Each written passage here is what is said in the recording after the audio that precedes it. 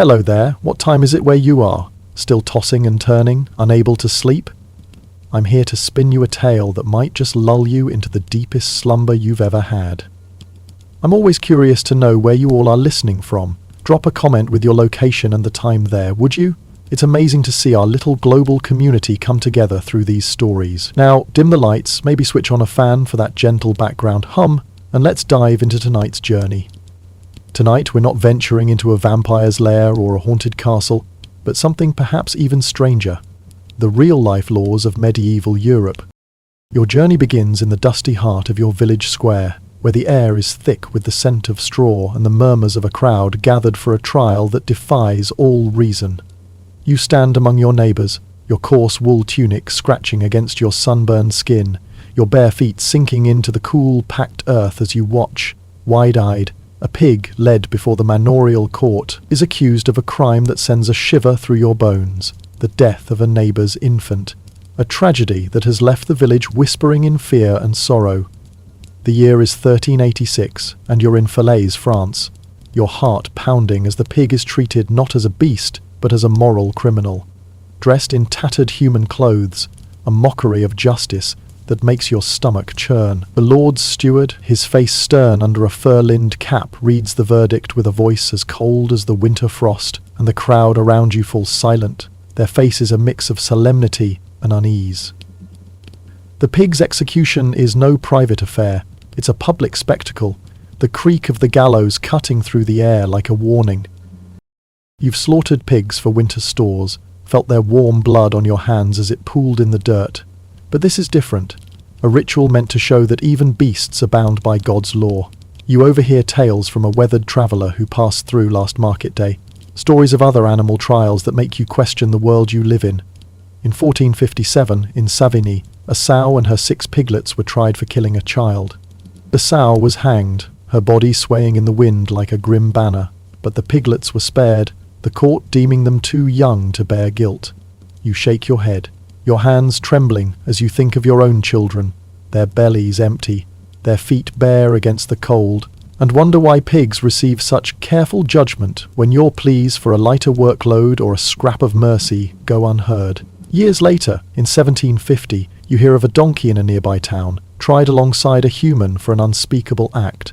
Her attorney, a scholar with a voice smooth as river water, argued she was coerced, and the court agreed, sparing her while the man faced the noose. Villagers swore she was gentle, carrying heavy loads without complaint, grazing peacefully in the fields by the mill. You marvel at the thought of a donkey with a lawyer, while you, bound to the manor by birth, have no one to speak for you when the Lord's justice looms over your life like a storm cloud. The strangeness deepens as you learn that even lifeless things can face the law's wrath, a notion that feels like a tale spun by a wandering bard. You're in the market one day, your wicker basket heavy with a few eggs you hope to trade for a loaf of coarse rye bread, when whispers reach your ears of a sword banished from the realm for causing a death, as if it held some malevolent spirit within its steel. In 1522, a bell in a neighbouring village was tried for ringing during a violent storm, blamed for summoning winds that tore through the crops you and your neighbours depend on to survive the long winter. The bell was found guilty, hauled down from its tower by grim-faced men, and stored away in a damp shed, a warning to other bells that dared disrupt the natural order. You remember a day in your youth, in Brittany, when a massive oak fell during a storm, crushing a farmer you knew, his laughter silenced forever as his family wailed. The tree was tried in court, its gnarled branches bound with rope as if it could feel the shame, sentenced to be chopped down and burned in a great pyre. You stood in the crowd, your hands calloused from wielding an axe, watching as the Lord's men hacked at the trunk, their blows echoing like a heartbeat through the village square.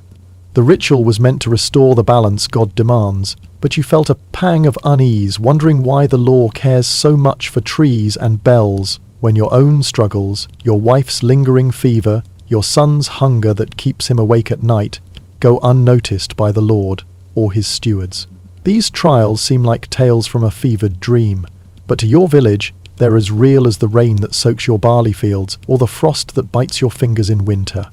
Everything, beast, blade or branch, is part of a divine order, and when that order breaks, the law steps in to mend it, leaving you to wonder why justice seems to favour the lifeless over the living souls who toil under its weight. Your heart pounds like a drum when you think of the trials by ordeal, those terrifying rituals that haunt your village like a spectre, their shadow falling over every whispered accusation. You've stood in the crowd, your breath catching in your throat, as neighbours faced God's judgment in tests that seem to mock the very idea of mercy. In the trial by hot iron, you watched a man accused of theft grasp a glowing piece of metal, heated until it shimmered red in the firelight. His screams tore through the air as he stumbled 9 agonizing paces, his flesh sizzling, the smell of burned skin lingering in the square. His hand was bandaged, and 3 days later the priest peeled back the cloth, the crowd holding its breath. A festering wound meant guilt in God's eyes. A clean healing wound, innocence. You prayed for him, your hands clasped so tightly your knuckles whitened, knowing the agony he endured, your own fear of such a fate gnawing at you. The trial by cold water is even worse, a cruel riddle that twists your mind. You were there in 12th century York when Edith, a woman you knew from market days, her smile always warm as she traded herbs, was bound hand and foot and thrown into the river for stealing a sack of grain to feed her starving children. You held your breath as she sank beneath the icy waves. The crowd silent but for the sobs of her family. Her innocence was proven only when her lifeless body was pulled ashore, her children's wails echoing in your ears as you turned away, tears stinging your eyes, knowing that proving innocence could cost everything you hold dear. Trial by combat is the most vivid in your memory, a spectacle you witnessed in a muddy field outside Augsburg in 13th century Germany. A noblewoman, Gisela, accused of slandering a rival, sent a champion clad in battered armour to fight for her honour. You stood among the crowd, your heart racing as swords clashed, the air thick with the scent of sweat and steel, the ground churned to mud under their boots. Her champion's victory was hailed as God's verdict, the crowd cheering as if heaven itself had spoken. But you, a peasant with no coin to hire a champion, no such justice is a luxury you'll never afford. The thought of facing fire, water or blade makes your hands tremble as you mend your fishing net by the firelight, the candle's weak glow your only comfort in a world where God's judgment feels as distant as it is terrifying. Your life as a serf is bound by the laws of the manorial court, and you feel their weight every time you step into the Lord's great hall, the air heavy with the scent of wood smoke and the fear of those summoned before the steward. You've stood there yourself, your head bowed, your heart pounding, as neighbours faced judgment for crimes both petty and grave. Once, you were hauled before the court for letting your pigs stray into a neighbour's garden, a mistake born of exhaustion after a long day breaking clods of earth in the Lord's fields.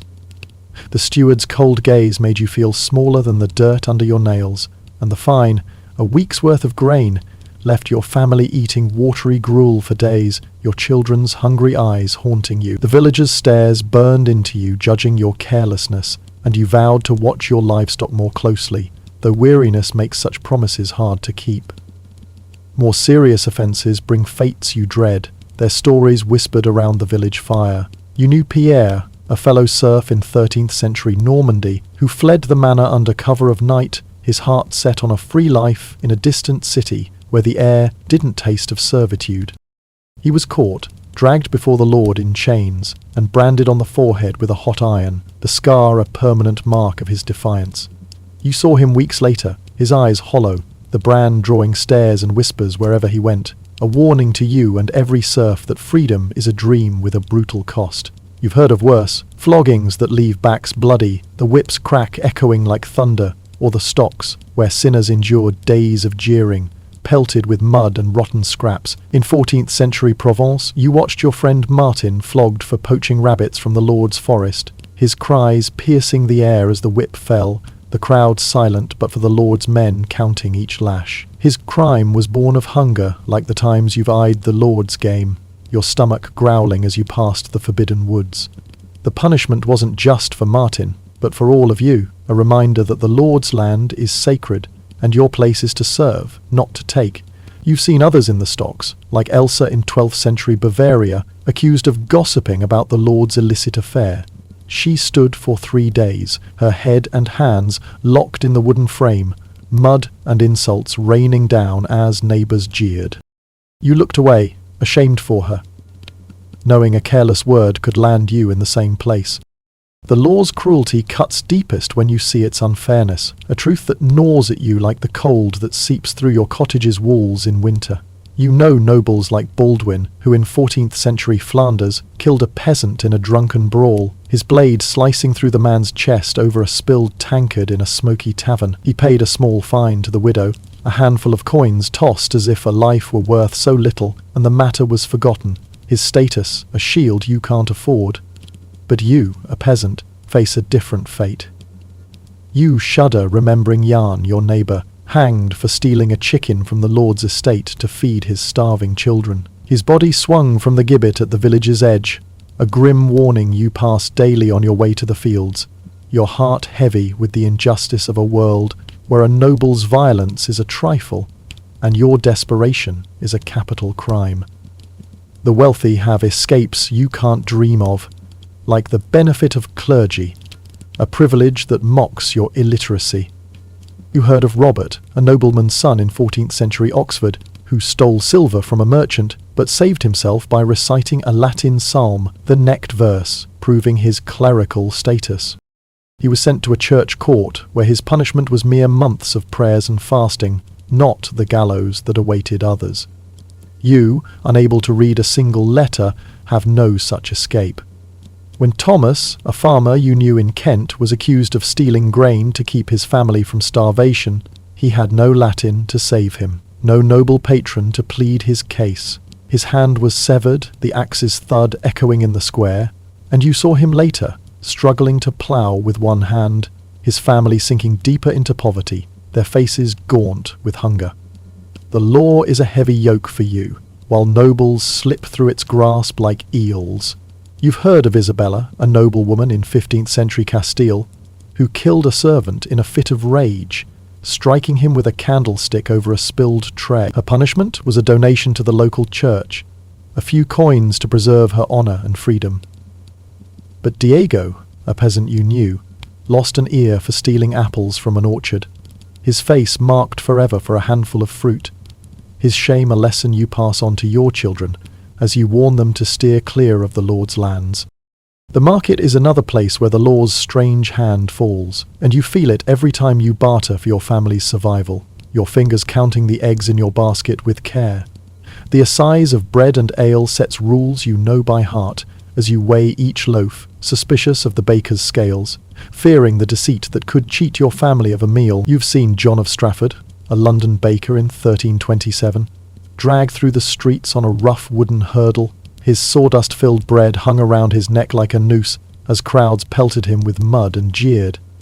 You felt a pang of pity, knowing hunger drives such tricks, just as it tempts you to stretch your own meagre stores with chaff or water. Brewers face the same wrath, and you recall Agnes in 13th century Bristol, forced to drink her watered-down ale for a week, her face twisted with every sour sip, the townsfolk laughing as she gagged. These punishments are public, meant to shame and teach, and you feel their weight as you barter your eggs, hoping they'll buy enough bread to quiet your children's hunger for another day.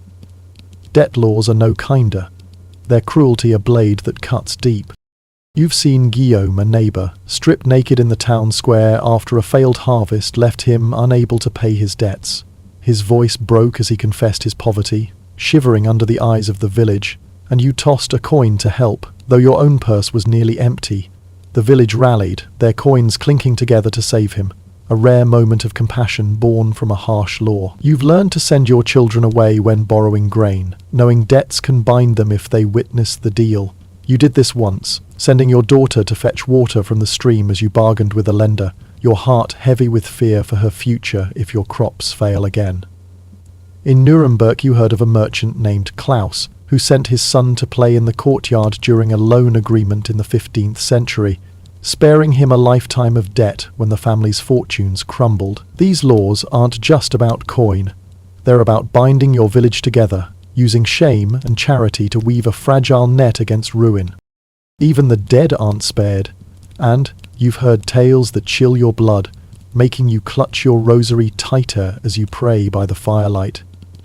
In 897, you learned of Pope Formosus, exhumed 9 months after his death, his corpse dressed in papal robes and propped in a chair for trial. The prosecutor questioned the silent body, its silence taken as guilt, and it was stripped, its fingers cut off and cast into the Tiber River, a grim spectacle to warn the living against defying the church. Closer to home, in 14th century France, you heard of a traitor's body, exhumed and tried, his bones broken in public as a warning, the crack of each fracture, a sound you're glad you never heard. Sumptuary laws bind you closer to home, dictating your coarse wool tunic, its rough weave a constant reminder of your place, while nobles flaunt silk and royal purple. You heard of Margaret of York, fined in 1363 for wearing a fur-lined cloak too fine for her merchant status, a public reminder that even wealth can't erase the boundaries of your world. The church's shadow looms over all, and you live in fear of accusations of witchcraft. Your neighbour Jeanne was questioned for her black cat, seen near a neighbour's spoiled milk in a 13th century French village. She escaped execution after a tearful defence, but her cat was burned alive, its yowls haunting your dreams. You avoid black cats now, fearing the devil's mark, and you've heard of a man in 15th century Spain fined for the same, his neighbours whispering of demons. You glance at your own hen, its odd habit of crowing at dawn, and wonder if it could bring trouble, your heart quickening at the thought of a priest's accusing gaze. Your village lives under a cloud of fear, where every act carries divine weight, and you've seen trials that make your skin crawl. You were there when a cartwheel was burned in 14th century Germany for crushing a child, its wood splintered as if it could feel the punishment. In 1451, a swarm of locusts was excommunicated for devouring your crops, the bishop's words a desperate plea to restore God's favour. You've stood with your neighbours, praying as the fields lay barren, hunger a constant companion. The church shapes justice, even in the Lord's court, where priests advise on verdicts, insisting God's will must prevail.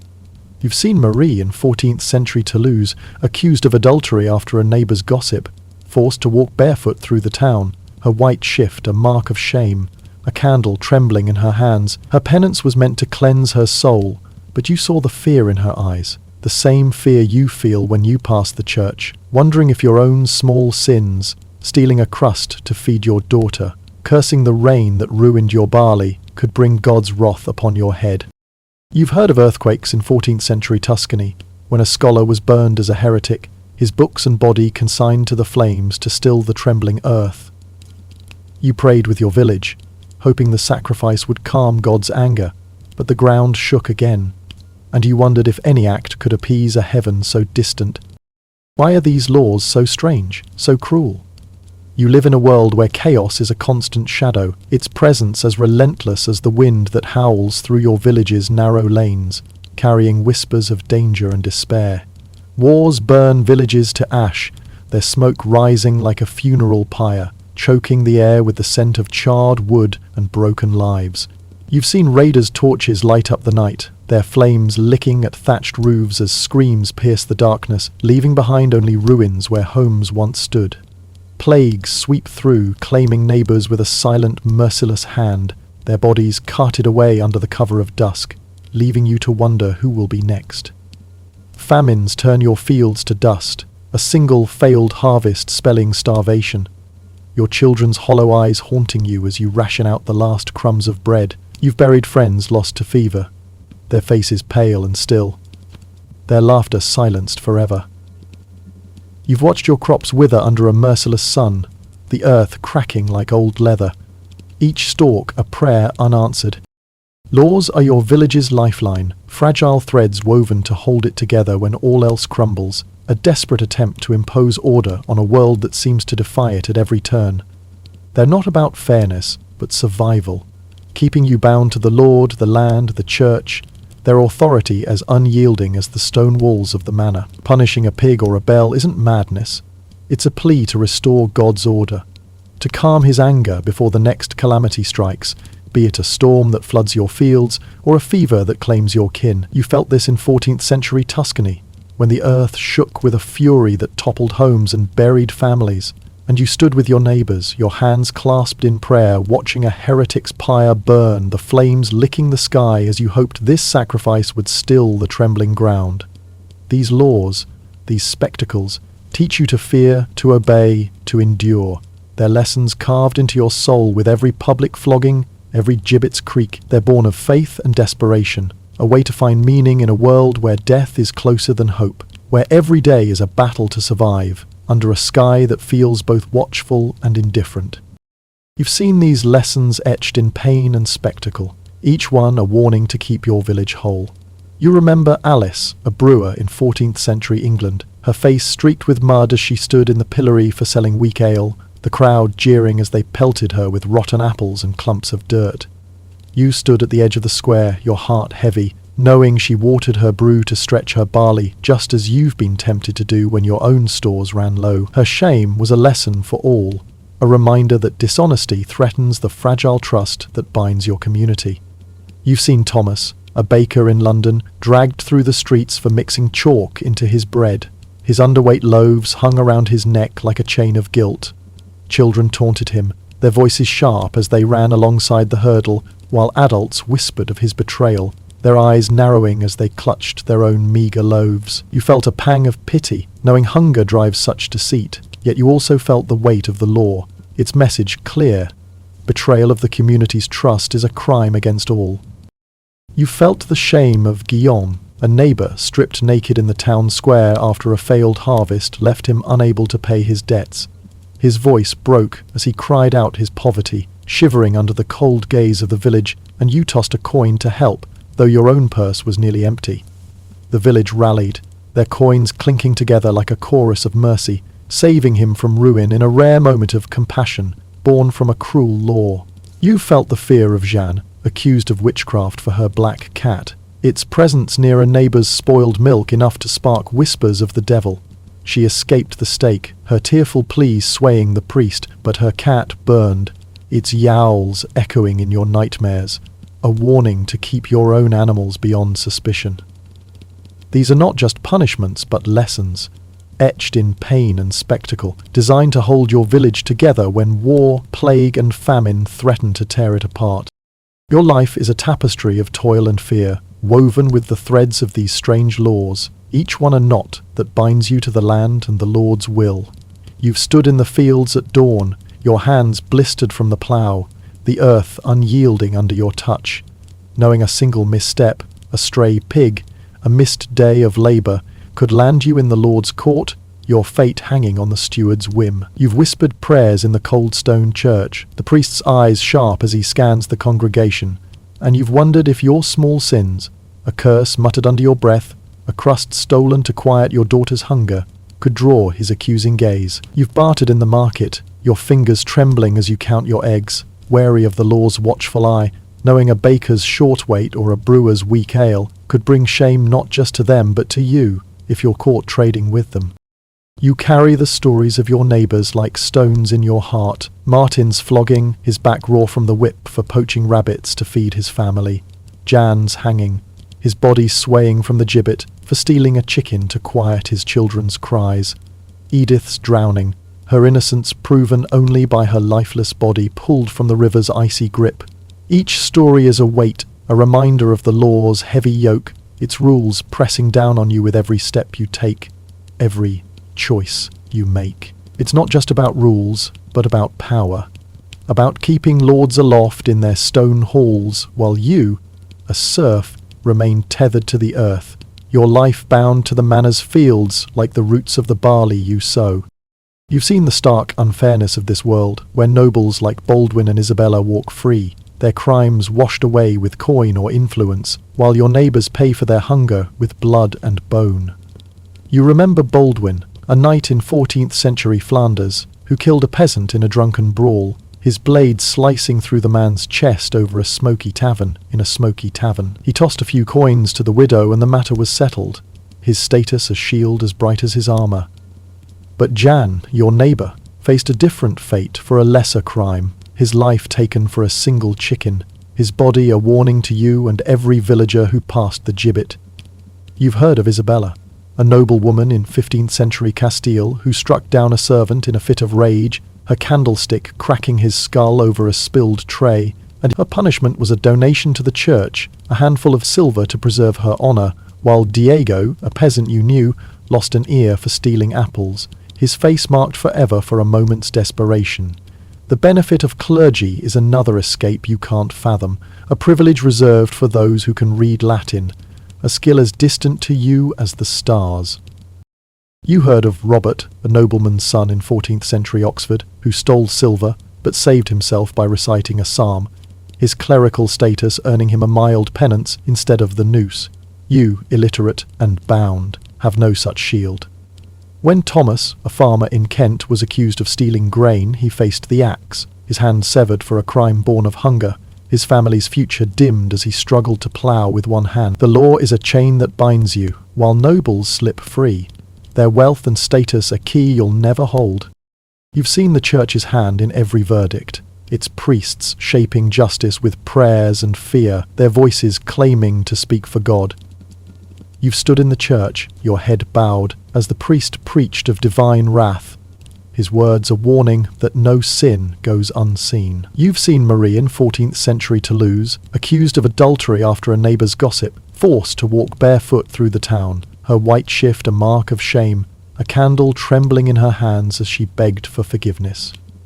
Her penance was meant to cleanse her soul, but you saw the terror in her eyes, the same terror you feel when you pass the church, wondering if God truly watches, or if his will is just the Lord's excuse to keep you in chains. You've heard of heretics burned to appease a trembling earth, like the scholar in Tuscany whose books and body were consigned to the flames, his ashes scattered as you prayed with your neighbours, hoping to calm the heavens. You've seen animals and objects tried, their crimes judged as if they held a soul, pigs hanged for harming children, bells silenced for summoning storms, cartwheels burned for crushing lives. In 1451, a swarm of locusts was excommunicated for devouring your crops, the bishop's voice rising over the barren fields as you stood with your neighbours, your prayers a desperate plea for mercy. These acts aren't just justice, they're rituals, meant to mend the cosmic order, to hold back the chaos that threatens to swallow your world. Yet, amidst the law's cruelty, there are moments when its harshness gives way to something softer. Community, compassion, a flicker of hope that warms your heart like the fire in your hearth. You remember Guillaume, the debtor, saved by the coins of neighbours who knew his pain. Their small acts of kindness a rebellion against the law's cold grip. If you recall the villagers who vouched for the donkey in 1750, their voices rising to spare her from the noose, testifying to her gentle nature as she carried their burdens without complaint. These moments are rare, like stars breaking through a clouded sky, but they remind you that your village, for all its fear and hardship, is bound by more than laws. It's bound by shared suffering, by the hope that tomorrow might be kinder. You think of John, the baker, who returned to his oven after his shame in 1327 London, his hands kneading dough with renewed care, baking better bread to regain the village's trust. You think of Marie, who walked her penance and was welcomed back to the church, her neighbours offering quiet nods of forgiveness as she rejoined their prayers. You've seen others, like Agnes the brewer in 13th century Bristol, who endured her punishment and vowed to brew stronger ale, her tavern bustling again as neighbours forgave her lapse. These laws, strange as they are not just about punishment, but about holding your world together, a fragile web of faith and fear that keeps chaos at bay, weaving your village into a tapestry of survival. You've lived through seasons of want, winters of biting cold that seep through your cottage's walls, summers of sweat where the sun beats down on your fields like a hammer. Each day is a battle to survive under laws that seem to mock your struggle, their rules a constant reminder of your place beneath the Lord's boot. You've seen neighbours falter, some, like Martin, scarred by the whip, others, like Jan, lost to the gallows, and some, like Edith, claimed by the river's cold embrace. Their stories weigh on you, a burden you carry as you tend your fields, mend your nets, or cradle your children by the firelight. You've whispered to them of the laws, warning them to tread carefully, to avoid the Lord's woods, the priest's suspicion, the market's traps. You've taught them to bow their heads, to work the land, to pray for mercy, knowing that survival depends on obedience, even when it feels like betrayal. You've seen the church's power in every corner of your life, its priests standing beside the Lord's steward, their prayers sanctifying punishments that leave you trembling. You've wondered, in the quiet of the night, if God truly sees your toil, your hunger, your fear, or if His will is merely a tool for the powerful to keep you bound.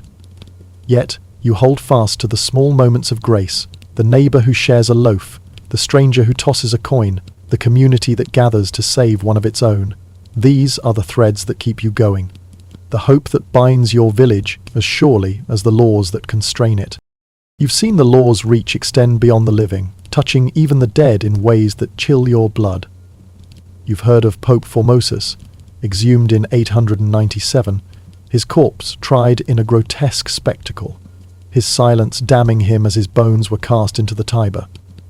Closer to home, you've whispered of a traitor's body broken years after death in 14th century France, the crack of bones a warning to the living. You felt the weight of sumptuary laws, dictating your coarse wool tunic while nobles flaunt silk and fur, their finery a reminder of your fixed place. You heard of Margaret of York, fined in 1363 for a cloak too fine for her status, her wealth no match for the law's rigid hierarchy. You've lived in fear of witchcraft, avoiding black cats after Jeanne's ordeal. Her cats burning, a lesson you can't forget. You've seen objects punished, a sword banished, a bell silenced, a tree felled, as if they held a soul to judge. These acts are not just strange, but sacred, a way to appease a God whose anger feels ever present, whose judgment looms over every storm, every sickness, every barren field. As you lie by the dying embers of your fire, the weight of these laws presses on you. Heavy as the plough you push through stubborn earth, its blade biting into the soil like the law bites into your life. They're not just rules, but the heartbeat of your world, strange yet vital, binding you to a life of toil and fear. They teach you to survive, to endure, to find meaning in a world where chaos is a breath away. You've seen the law's cruelty in Martin's scars, Jan's noose, Edith's grave, but you've also seen its strange mercy in Guillaume's redemption, in the donkey's acquittal, in the community that rallies to save its own. These laws are a paradox, a blend of fear and faith, punishment and hope, that holds your village together when all else fails. Soon, you'll hear whispers of marriage laws, where love bends to power, where vows whispered in secret under moonlit oaks can be undone by a lord's greed or a priest's ruling. Picture yourself caught in such a web, your heart given to another only to face a court's judgment over dowries or forbidden ranks, your dreams of love tangled in the same laws that govern pigs and bells. But for now, let these tales of your life, your justice, settle in your mind, like the soft glow of a fading fire, casting long shadows across the walls of your cottage. Be grateful you've survived another day, that you've not faced fire, water, or blade, that your children sleep beside you, their breaths a quiet promise of tomorrow. Sleep well, dear friend, and let the wonders and terrors of your world carry you into dreams, where the strange and sacred mingle in the quiet embrace of the night. Life under medieval law. Picture yourself standing in the heart of a medieval European village, the cobblestone square beneath your feet worn smooth by centuries of footfalls, now slick with morning dew. The air is heavy, thick with the scent of wood smoke, damp earth, and the faint tang of fear. A crowd encircles you, their faces a mosaic of suspicion, pity, and morbid curiosity. Their murmurs rising like a low tide. Torches flicker in the dim light of dawn, casting long shadows that dance across the weathered facades of timber-framed houses. You stand accused of a crime, perhaps theft, adultery, or even witchcraft, in a world where justice is as unforgiving as the biting winter winds. The trial awaiting you is no reasoned debate, but an ordeal, a brutal test rooted in the medieval belief that the divine will reveal truth through the natural world. Your fate hinges not on evidence or argument, but on the whims of fire, water, or steel, each a merciless arbiter of innocence or guilt. The first ordeal looms before you, the trial by hot iron, a ritual as sacred as it is terrifying. A fire blazes at the edge of the square, its flames licking hungrily at a piece of iron nestled in the coals, glowing a malevolent red. The heat radiates, distorting the air, and you feel its menace even from a distance. The priest, clad in heavy robes embroidered with crosses, intones a solemn blessing over the iron, his voice a low chant that mingles with the crackle of the fire. You have been fasting for 3 days, your body weakened, your mind clouded with hunger and dread. The villagers, from grizzled farmers to wide-eyed children clutching their mothers' skirts, watch in silence, their presence amplifying the weight of the moment. You're instructed to seize the iron, its surface blistering hot, and carry it 9 agonizing steps across the square. Each step is a test of endurance, the metal searing into your palm, the pain a white-hot scream that drowns out all thought.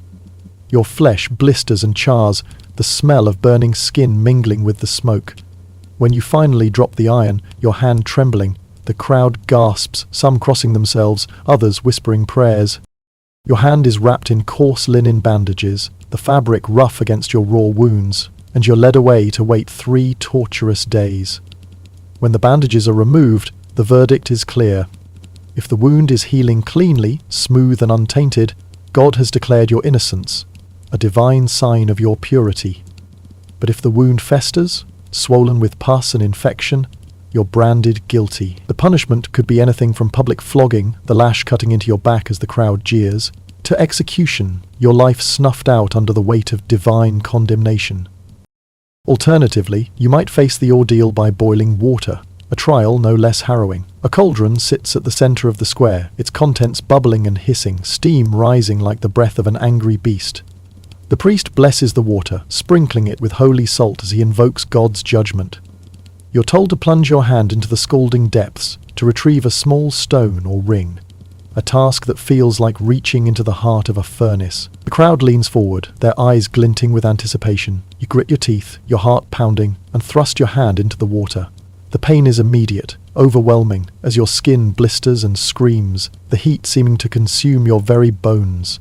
You fumble for the object, your fingers clumsy with agony, until you finally grasp it and pull your hand free.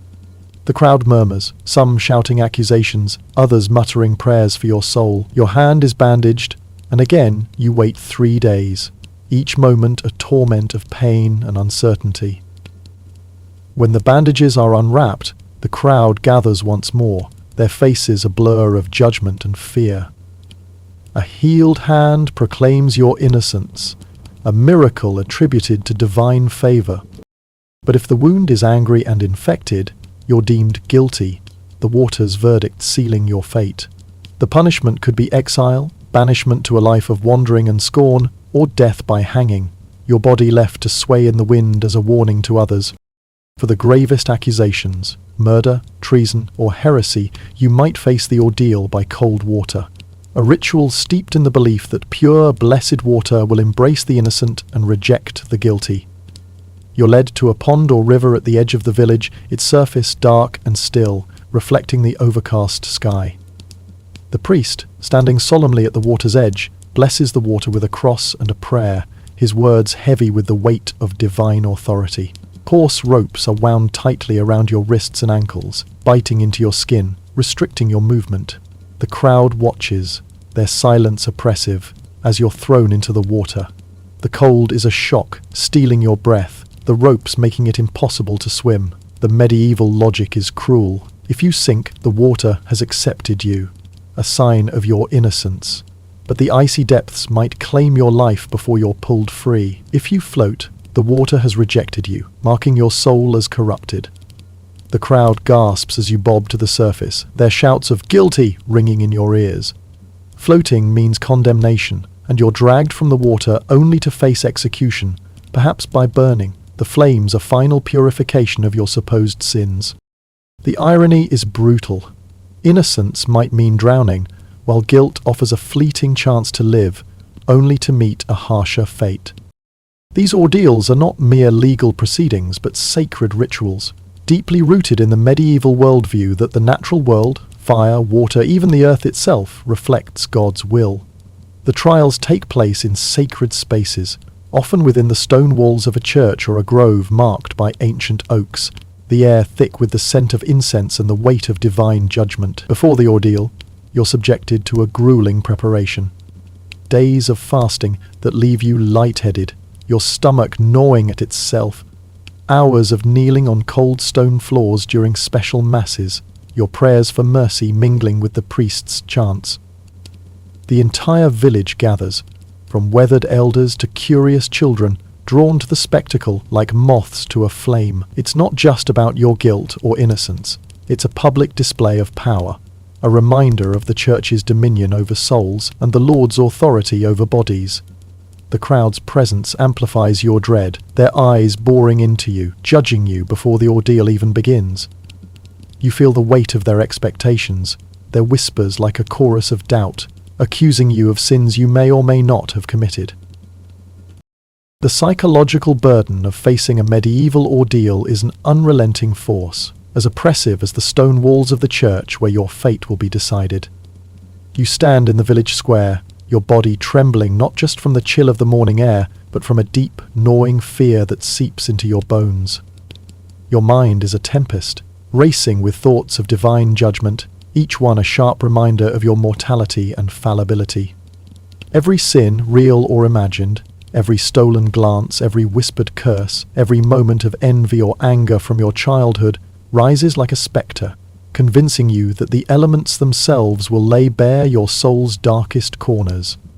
The medieval belief in God's unerring gaze weighs heavily, amplified by the priest's solemn warnings that fire, water, or steel will reveal the truth. No matter how deeply you've buried it, you imagine the glowing iron searing not just your flesh but your secrets, the boiling water exposing your guilt, or the cold river rejecting you as unworthy of its sacred embrace. The fear of God's wrath is a constant companion, a shadow that darkens every thought. It might drive you to confess before the trial even begins, your voice breaking as you kneel before the altar, hoping to escape the physical torment of grasping hot iron or plunging your hand into scalding water. The mere thought of the pain, the blistering heat, the unbearable agony chips away at your resolve, making confession seem like a mercy, even if it means admitting to crimes you didn't commit. You've heard chilling tales of others who crumbled under this pressure, their spirits broken by the looming spectre of the ordeal. A woman, accused of theft, sobbed out a false confession, her words spilling forth to avoid the boiling cauldron, only to be exiled from the village, her name forever stained. A man, facing the cold water test, admitted to heresy rather than risk drowning, only to face the pyre instead. These stories haunt you, each one a warning that the ordeal's shadow can be as punishing as the trial itself, coercing confessions through fear rather than truth. In some cases, the mere threat of the ordeal is enough to force a resolution, sparing you the physical trial but binding you in other ways. Your accusers, sensing your desperation, might offer a settlement, their demands as cold and calculated as the rituals themselves. They could demand payment, a sack of grain, a cow, or the few coins you've scraped together over years of toil. Or they might require your servitude, binding you to labour for them or their kin. You stand in the square, the crowd's eyes boring into you, and weigh the cost. A life of debt and shame, your freedom traded for survival, or the gamble of facing the elements, where pain or death awaits. The choice is agonizing, each option a different kind of cage. You might agree to their terms, bowing your head as you hand over your last possessions or pledge your labour, knowing that you're surrendering your dignity to those who hold power over you. The settlement spares your body but scars your spirit, leaving you at the mercy of your accusers, their control tightening like the ropes that once bound your wrists. For the poor, this choice is no choice at all, your fate sealed by your lack of means. You have no gold to buy your way out, no land to barter, no influence to sway the priest or magistrate. The wealthy, however, navigate these trials with a confidence you can only envy. A noble might slip a purse of silver to the right hands, securing a champion or an exemption from the ordeal altogether. A merchant might donate generously to the church, earning the priest's favour and a lighter judgment. You see the scales of justice tip in their favour, the system bending to accommodate those with power while crushing those without. The ordeal, cloaked in the language of divine will, becomes a tool of human control, its rituals a facade that masks the stark reality. Justice is a privilege, not a right, and your survival depends on your ability to pay for it. The psychological toll lingers long after the trial is over, whether you face the ordeal or escape it through confession or settlement.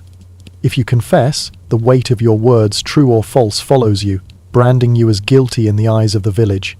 If you settle, you live under the yoke of your accusers. Their demands a constant reminder of your powerlessness. And if you face the ordeal, the fear of that moment, the irons glow, the waters hiss, the steels clash, etches itself into your mind, a scar as real as any left on your flesh. You carry the memory of the crowd's judgment, their whispers and stares, their pity and scorn, as a burden that never fully lifts. Yet, in the midst of this crushing weight, there's a flicker of resilience, a quiet defiance that refuses to let you break entirely. You cling to it, knowing that in this harsh medieval world, survival itself is a form of resistance against a system designed to grind you down. Now, imagine a different kind of justice, one where words give way to violence, the trial by combat. In this ordeal, you're told that God will grant victory to the righteous, your fate decided by the clash of steel or wood. The fight takes place in a field beyond the village walls, its boundaries marked by ropes or stones, creating a crude arena that traps you within. The crowd encircles you, their cheers and jeers a deafening cacophony that drowns out your thoughts. Overseers, stern-faced men in official garb, stand watch, ensuring the rules are followed, but you wonder what fairness means when life and death hang in the balance. If you're a noble, you might wield a polished sword and shield, their weight familiar from years of training in the castle courtyard. But if you're a commoner, you're handed a crude club or staff, tools that feel clumsy in your calloused hands, unaccustomed to the art of combat. You face your accuser, or perhaps their champion, a towering figure clad in leather or mail, his eyes cold with experience.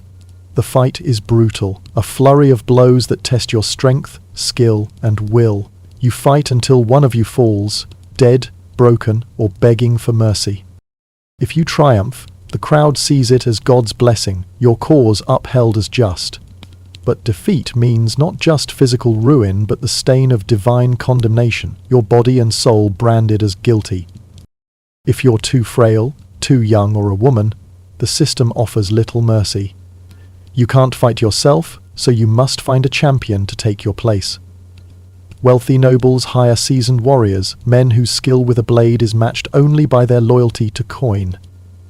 You, with little to your name, might scrape together enough to hire a local strongman, his loyalty shaky at best. Worse, you might have no choice but to face the fight yourself, pitted against a trained opponent whose every move is a reminder of your disadvantage.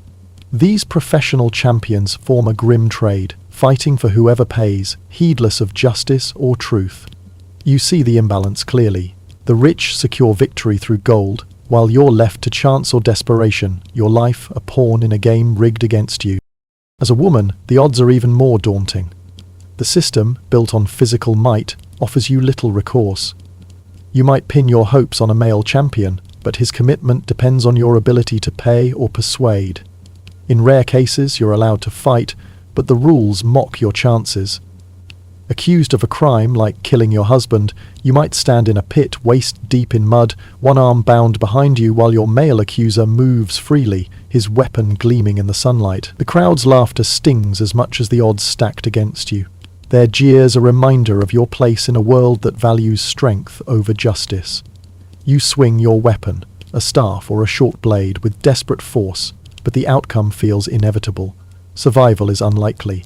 And even if you live, the stigma of the accusation clings to you like damp rot. These trials, whether by ordeal or combat, are more than tests of guilt, they're spectacles of control, designed to reinforce the social order. The Church, with its rituals and blessings, asserts its spiritual authority, while lords and magistrates wield temporal power, their judgments backed by the threat of pain or death.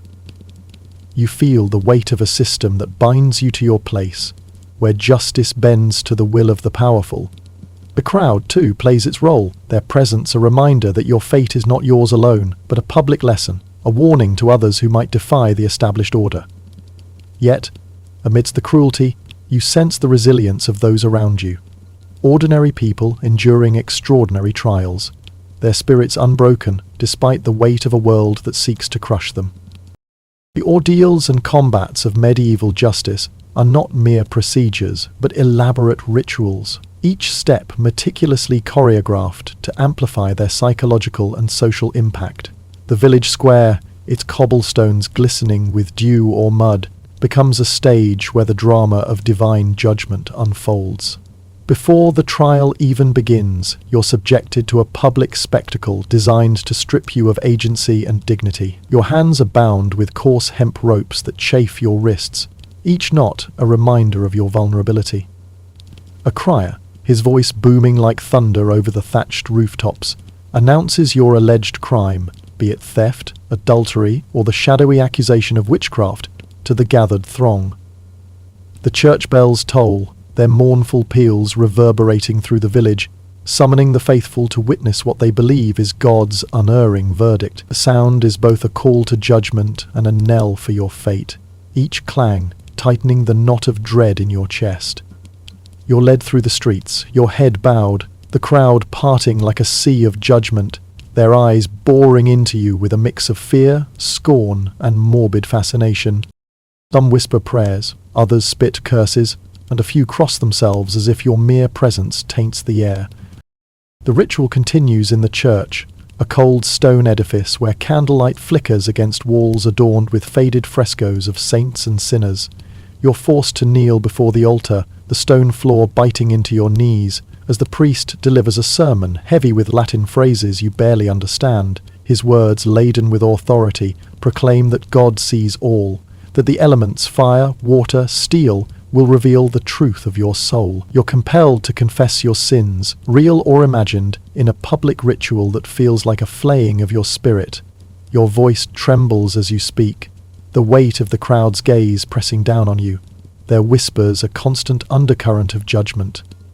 Some in the crowd nod approvingly at your contrition, while others sneer, convinced of your guilt before the ordeal begins. The priest's chants, accompanied by the scent of incense and the drone of prayers, create an atmosphere thick with divine scrutiny, as if the very heavens are watching. You're not just a person, but a symbol, a living lesson in the consequences of defying the social and spiritual order. The preparation for the ordeal is itself a trial. You've been fasting for days, your body weakened by hunger, your mind clouded with exhaustion and fear. The church's rituals, masses, confessions, and blessings stretch on, each one designed to purify you or expose your guilt. You're sprinkled with holy water, its chill seeping into your skin, and given a candle to hold during the Mass, its wax dripping onto your trembling hands. The priest might place a consecrated host on your tongue, a final act of grace before the elements pass their judgment. The entire village gathers. From weathered farmers in homespun tunics to merchants in finer cloth, their faces a tapestry of curiosity and condemnation.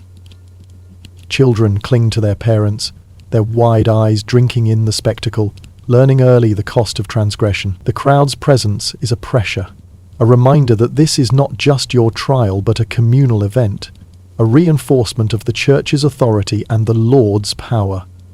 You feel their eyes like daggers, their whispers like chains, binding you to a fate you cannot escape. The physical pain of the ordeal is matched, if not surpassed, by its emotional and psychological toll. Standing in the square, your body shakes, not just from cold or hunger, but from the crushing weight of fear. Your mind is a storm of doubt. Every childhood sin, every stolen apple, every moment of anger or envy, rising like spectres to accuse you. You wonder if God will see through your heart, if the elements will betray some hidden flaw. The tales of others who faced these trials haunt you like ghosts. You recall the woman whose hand healed cleanly after grasping the red-hot iron, her innocence proclaimed by the priest, only for her neighbours to shun her, whispering that she must be a witch to survive such a test. You think of the man who sank in the cold water, his innocence proven as the river claimed him, his family left to mourn a victory that cost his life. You remember the farmer who fought valiantly in trial by combat, his club raised against a noble's hired champion, only to fall under a rain of blows, his family left destitute, his name tainted by divine condemnation. These stories are not just rumours but warnings, each one a reminder of the stakes you face.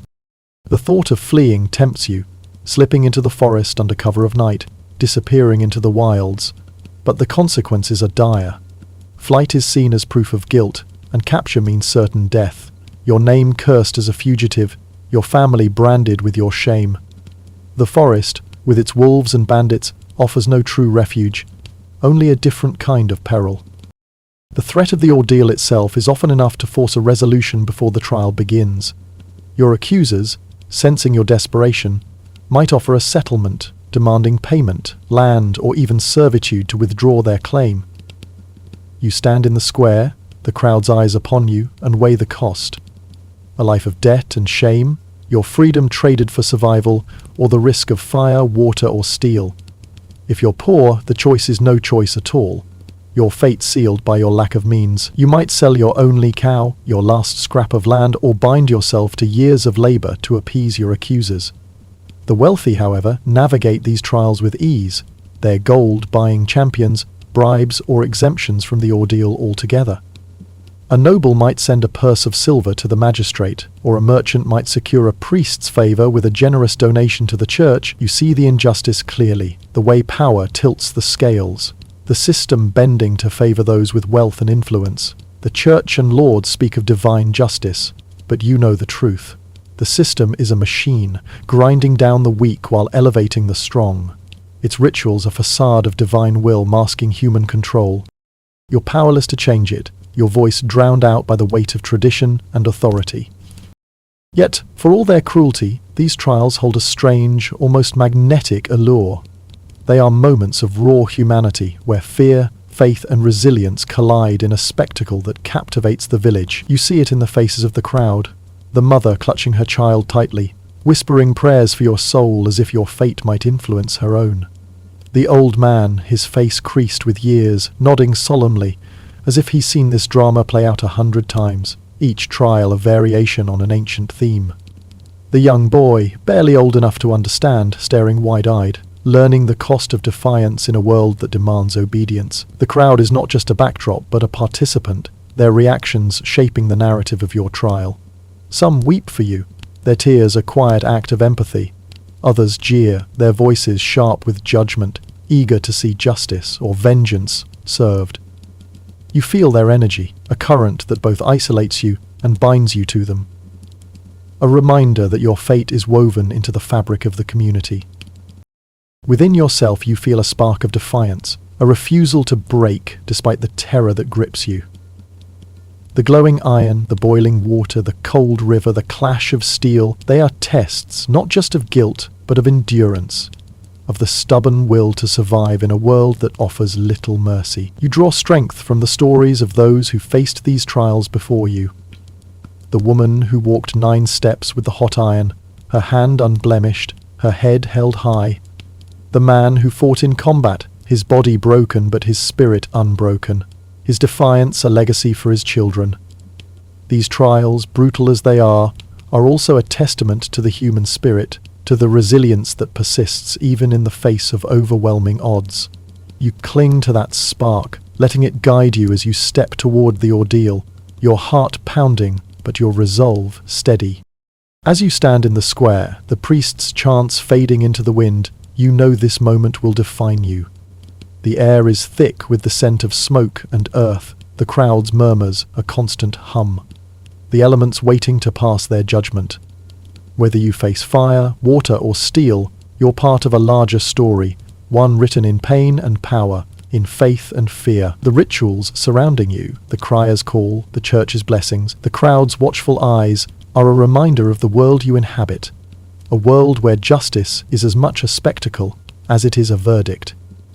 You brace yourself, your body trembling but your spirit unbroken, ready to meet the trial that will decide your fate. The crowd watches, the elements wait, and you step forward, knowing that in this medieval world, survival is a defiance of its own, a quiet rebellion against a system that seeks to crush you. Blindfolded by class, the cruel machinery of medieval justice. You stand in the heart of a medieval village, the cobblestone square beneath your feet slick with morning dew and worn smooth by centuries of tread. The air is thick with the scent of damp earth, wood smoke, and the faint, acrid tang of fear that clings to you like a second skin. Dawn's pale light struggles through a veil of mist, casting long shadows from the timber-framed houses that loom around the square. A restless crowd encircles you. Their faces a mosaic of suspicion, pity, and grim fascination, their whispers rising like a tide. You're accused of a grave offence, perhaps theft, witchcraft, murder, or even treason, in a world where justice is a brutal ritual, as unrelenting as the winter storms that sweep the land. The gallows stand ominously on the village's edge, a stark symbol of the fate awaiting the guilty. Yet, even in death, the weight of your birth shapes your destiny. Nobles might face the swift mercy of a headsman's axe, their rank granting a dignified end, while commoners like you endure the slow, choking agony of the noose, or worse, elaborate tortures designed to prolong suffering, breaking body and spirit before the final release of death. The legal proceedings are not mere trials, but grand spectacles, carefully orchestrated to reinforce the rigid social hierarchy that governs every facet of medieval life. Trials by ordeal, rooted in the unshakable belief that divine will protects the innocent, remain a cornerstone of justice well into the Middle Ages. These are not simple tests, but sacred ceremonies, steeped in the conviction that God's judgment will manifest through the elements: fire, water, or steel. Each ordeal is a harrowing gauntlet, a public display of divine scrutiny that tests not just your guilt, but your endurance, your faith, and your place in the world. The entire village gathers, from weathered farmers in homespun tunics to merchants in finer cloth, their presence amplifying the weight of the moment.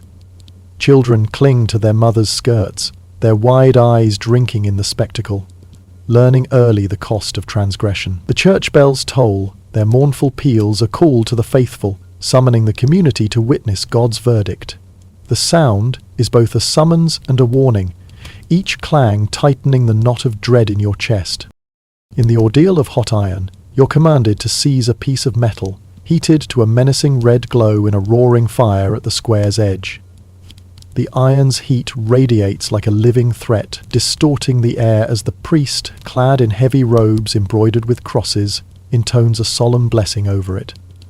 You've been fasting for days, your body weakened by hunger, your mind clouded with exhaustion and fear. The crowd watches in hushed anticipation, their eyes tracking your every move as you grasp the iron.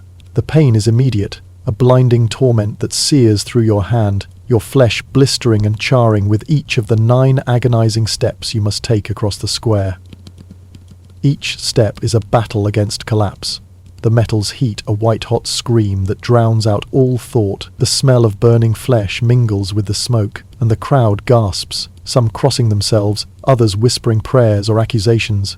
When you finally drop the iron, your hand trembling, your vision blurred with pain, your wound is wrapped in coarse linen bandages that chafe against raw flesh. You're led away to wait 3 torturous days, each moment a torment of dread and throbbing agony. When the bandages are removed, the crowd gathers once more, their faces a blur of judgment and curiosity. A cleanly healing wound is a divine sign of your innocence, a miracle attributed to God's favour. But if the wound festers, swollen with pus and infection, you're branded guilty, facing punishments that could range from public flogging where the lash cuts into your back as the crowd jeers, to exile, or even execution by hanging or burning, your life extinguished as a warning to others. Alternatively, you might face the ordeal of boiling water, a trial no less terrifying.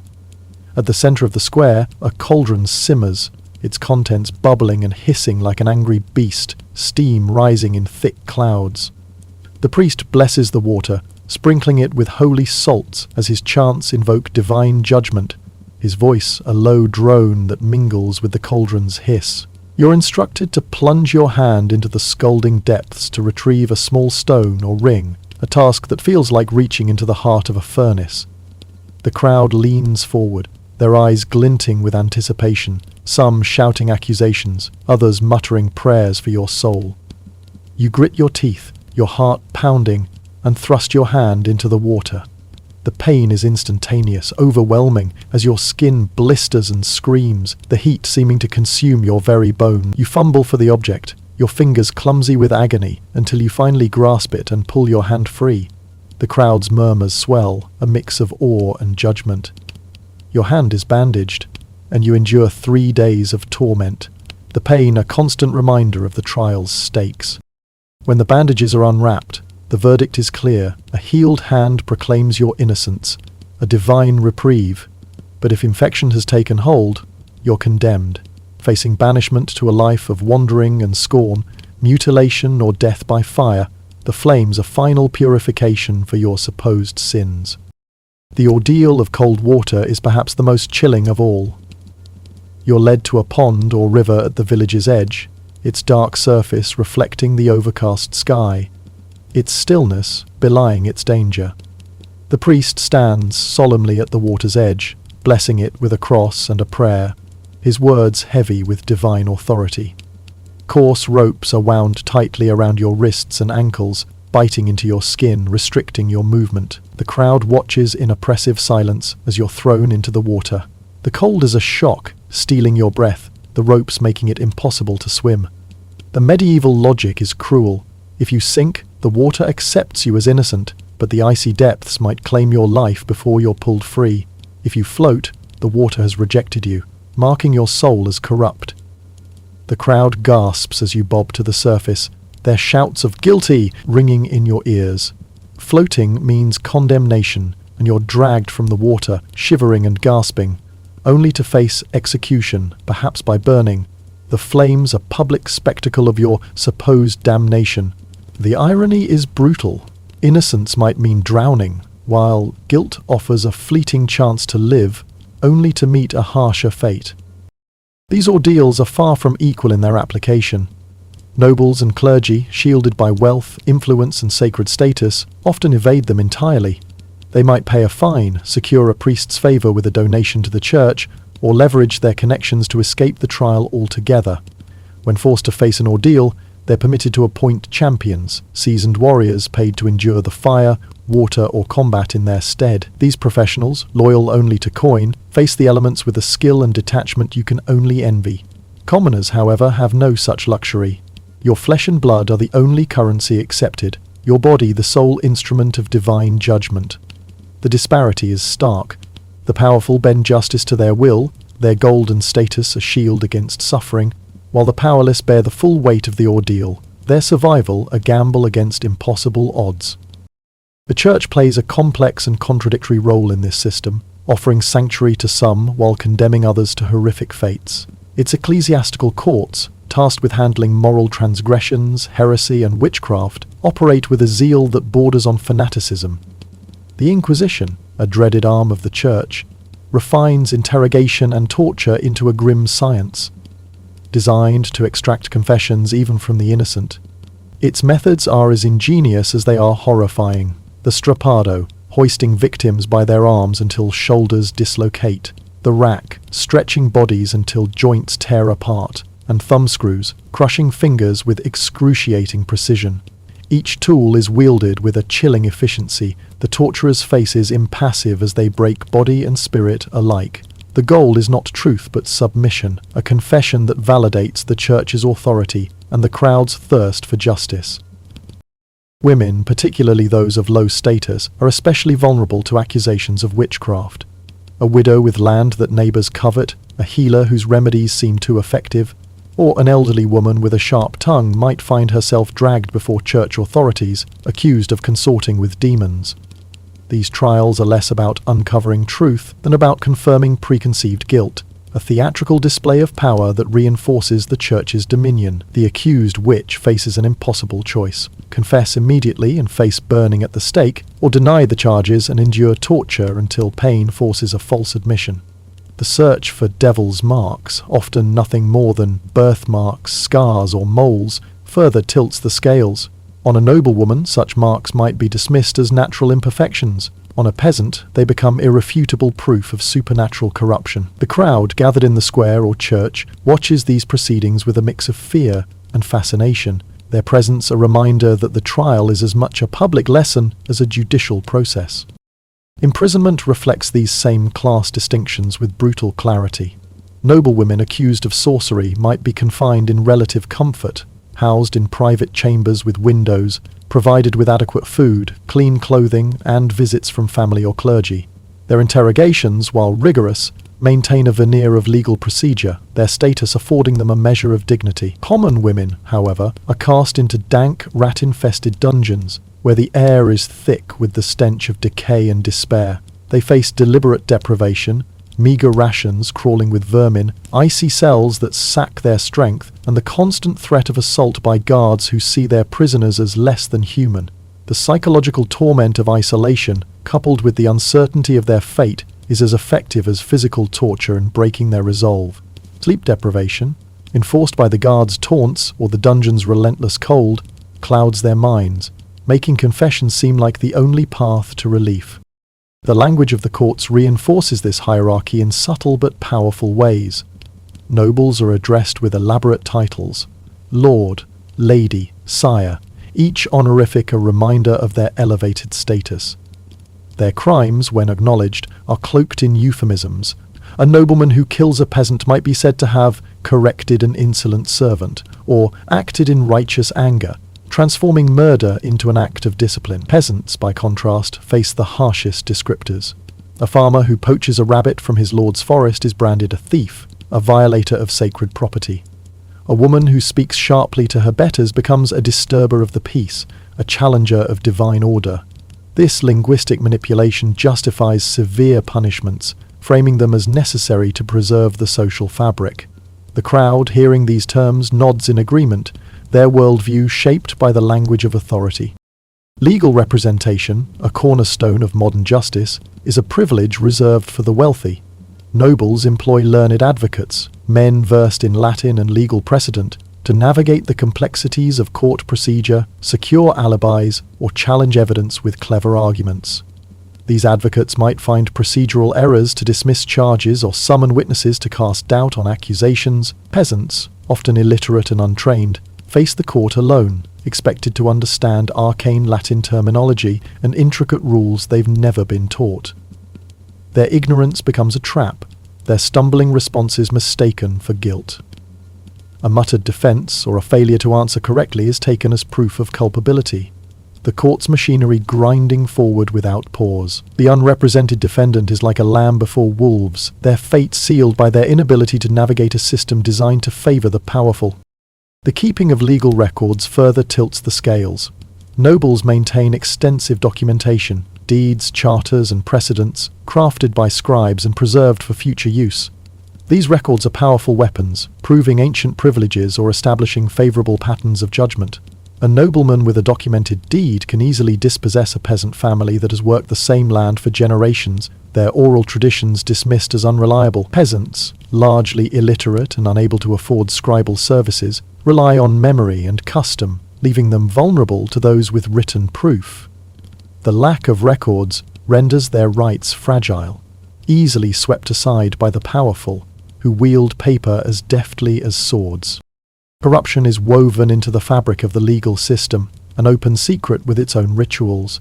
Judges, magistrates, and court officials expect bribes, their palms greased with silver or gold to secure favorable rulings or procedural advantages. These payments are so commonplace that they carry their own etiquette, with customary rates for different favors. A wealthy defendant might purchase a lighter sentence, an exemption from an ordeal, or even a dismissal of charges. For the poor, even the smallest bribe is an impossible expense, their annual earnings barely enough to cover a minor court favor. They're left to rely on the supposed impartiality of officials who have long abandoned any pretense of fairness. Justice becomes a marketplace, where verdicts are commodities bought and sold, the scales tipped by wealth rather than truth. The physical conditions of medieval prisons lay bare the stark inequalities of the era with brutal clarity. Wealthy prisoners, often nobles or affluent merchants, secure private chambers that border on comfort, equipped with windows that admit slivers of daylight, sturdy furniture, and meals that surpass the meagre fare of free peasants toiling in their humble cottages. These privileged captives might employ personal servants to tend to their needs, conduct business from their cells, or receive a steady stream of visitors, family, friends, or clergy, who bring news, comfort, and even luxuries like fresh linens or books. Their confinement, while restrictive, often resembles a temporary inconvenience rather than a true hardship. In contrast, commoners are herded into overcrowded, disease-ridden dungeons where the air hangs heavy with the stench of unwashed bodies, rotting straw, and decay. The walls, slick with damp, breed mould and vermin, and the darkness is broken only by the flicker of a single guttering torch. Rations are meagre, stale bread crusts or thin gruel crawling with weevils, barely enough to sustain life, let alone strength. No medical care is provided for the sick or injured, and the dungeons become a breeding ground for fever and despair. The strong prey on the weak in this lawless underworld, where guards turn a blind eye to violence, their indifference as cruel as the beatings themselves. Death from illness, starvation, or brutality often claims prisoners before their trials even begin, the dungeon serving as a grave for many, their names forgotten before justice has a chance to speak. Executions, too, reflect the chasm between classes with chilling precision. Nobles face death with a ceremony that honours their rank, even in their final moments. They're granted the dignity of last words, often delivered to a hushed crowd from a raised platform, their voices carrying defiance or repentance. Clergy of their choosing offers spiritual comfort, administering final rites with solemn reverence. The method of execution, typically beheading, is swift, designed to minimize suffering, the executioner's axe falling with practiced precision. Their bodies are carefully collected, returned to their families for burial in consecrated ground, their graves marked with stone effigies or prayers that preserve their legacy. Commoners, however, face death as they lived, stripped of dignity, their humanity erased, their march to the gallows or pyre, through jeering crowds, their ears ringing with taunts and curses. No final words are permitted, no clergy offer solace, and their executions are deliberately cruel, designed as public spectacles to deter others. Hanging leaves them gasping, the noose tightening slowly, prolonging their agony as the crowd watches with grim fascination. Burning at the stake is even worse, the flames licking at their flesh as screams pierce the air, a warning to all who defy the social order. Some face quartering, their bodies torn apart in a gruesome display of power. Their remains are left to rot on gibbets, swaying in the wind as carrion for crows. Denied even the basic dignity of a grave, their families left to mourn in shame and silence. As you stand in the village square, the priest's chants fading into the chill wind, you feel the crushing weight of this unforgiving world. The crowd's eyes bore into you, a kaleidoscope of pity, scorn, and fear, their whispers a relentless judgment that strips you bare.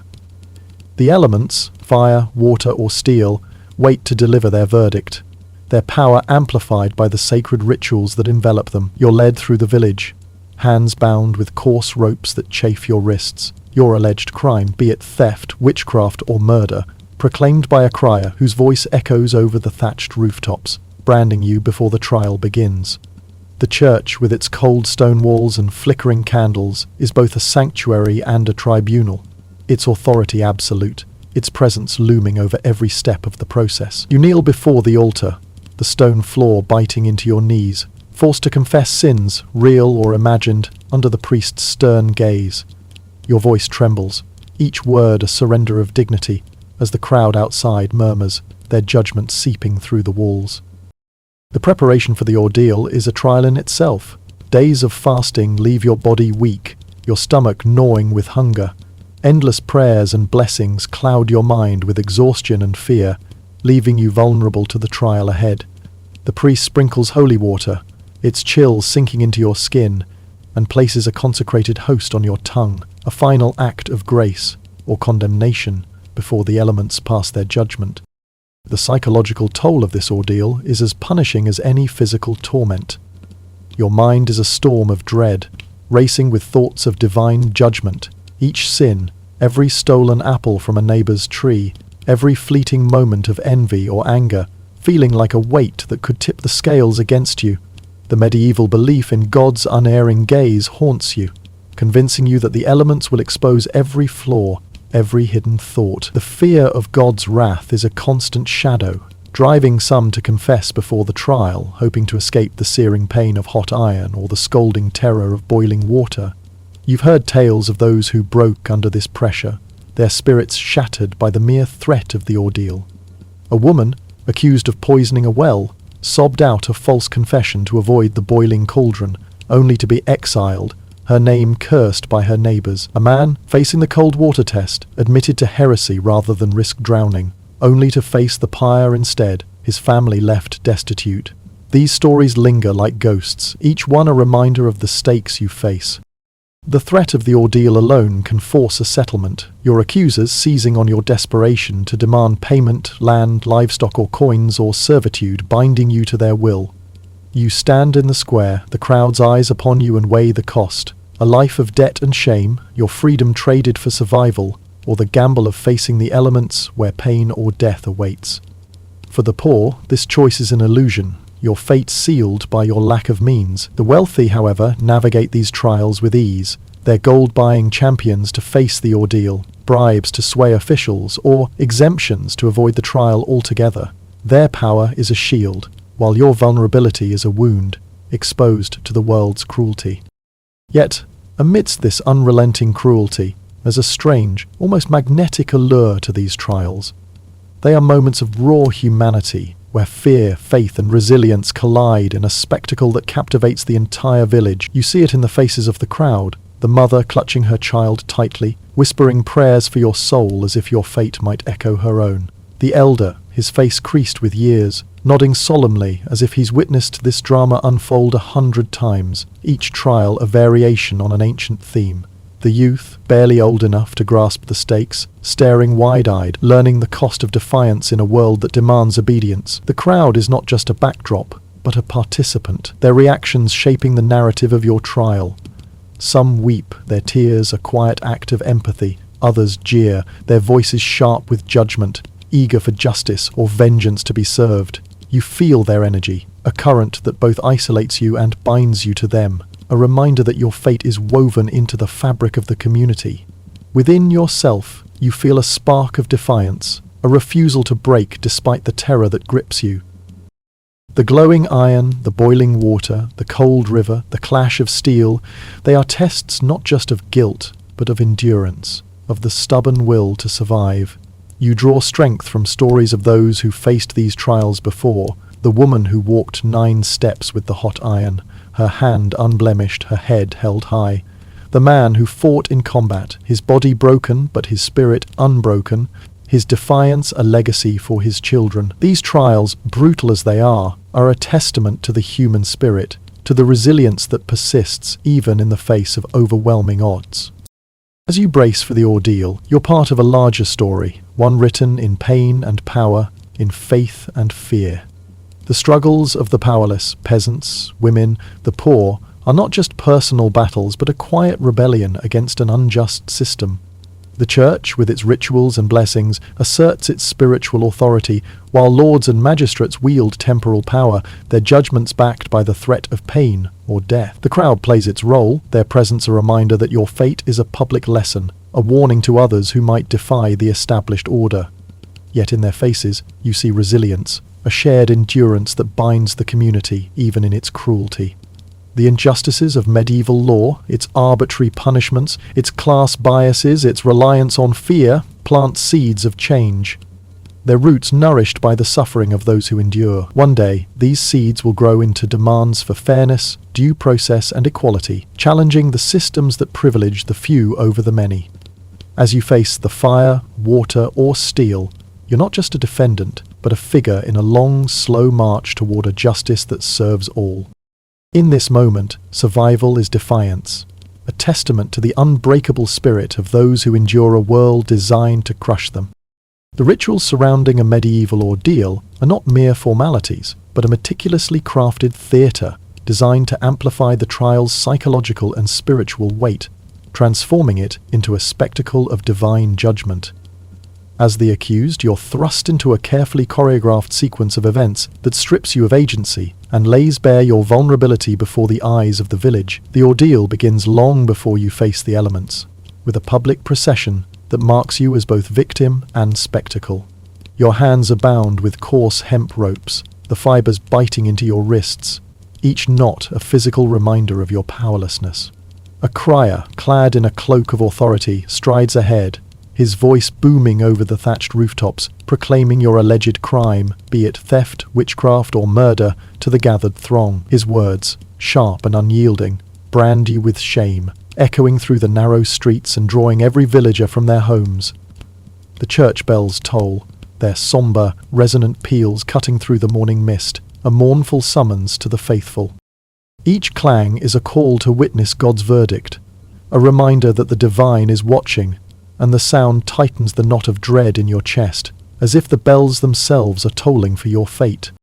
You're led to the church, its towering stone walls looming like a fortress of judgment, its heavy oak doors creaking open to admit you into a sacred yet forbidding space. Inside, the air is thick with the scent of incense, mingling with the faint mustiness of ancient stone. Candlelight flickers against walls adorned with faded frescoes of saints and sinners, their painted eyes seeming to follow you as you're forced to kneel on the cold stone floor. The chills seeping into your knees and bone. The priest, robed in embroidered vestments that signify his authority, stands before the altar, his voice intoning Latin chants that you scarcely understand but feel in your marrow. These prayers, heavy with divine scrutiny, invoke God's judgment, proclaiming that the elements, fire, water, or steel, will reveal the truth of your soul. You're compelled to confess your sins, real or imagined, in a public ritual that strips you of dignity. Your voice trembles as you speak. Each word a surrender to the weight of expectation. The crowd outside pressing against the church's walls, their murmurs seeping through the cracks like a chorus of judgment. Some nod approvingly at your contrition, while others hiss accusations, convinced of your guilt before the ordeal even begins. The preparation for the trial is a grueling ordeal in itself, designed to weaken you physically and mentally, leaving you vulnerable to the elements' verdict. For days you've been forced to fast, your body hollowed out by hunger, your stomach gnawing at itself until you feel lightheaded, your strength sapped. The church imposes a regimen of prayers and blessings, hour after hour of kneeling on the unforgiving stone, your knees bruised and aching, your mind clouded with exhaustion. The priest sprinkles holy water, its icy touch a shock against your skin, and places a consecrated host on your tongue, a final act of grace, or condemnation, before the trial. These rituals meant to purify you feel like a deliberate erosion of your resolve, each prayer and fasting day stripping away another layer of your strength. You're given a candle to hold during the Mass, its wax dripping onto your trembling hands, each drop a small burn that foreshadows the ordeal to come. The church, with its towering presence, is both a refuge and a prison. Its rituals a double-edged sword that offers the promise of salvation but threatens condemnation. The sacred space, meant to be a sanctuary, feels like a tribunal, its walls closing in as the weight of divine judgment presses down. The crowd's presence is an unrelenting pressure, their eyes like daggers piercing your soul. Their whispers a constant chorus of doubt and accusation. From weathered farmers in homespun tunics to merchants in finer cloth, they gather in the square, drawn to the spectacle like moths to a flame. Children cling to their parents, their wide eyes drinking in the drama, learning early the cost of transgression in a world that demands obedience. The elderly stand at the edges, their faces creased with the weight of years, nodding solemnly as if they've seen this ritual play out countless times. The crowd is not just an audience, but a participant, their reactions shaping the narrative of your trial. Some offer quiet prayers for your soul, their voices barely audible. Others shout curses, their words sharp with judgment, eager to see justice or vengeance served.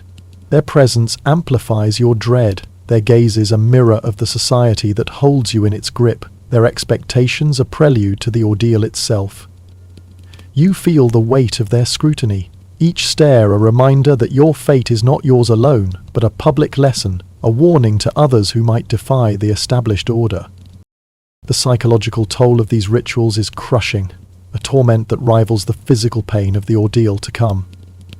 Your mind races with thoughts of divine judgment. Every sin, every childish prank, every fleeting moment of anger or envy, feeling like a weight that could tip the scales against you.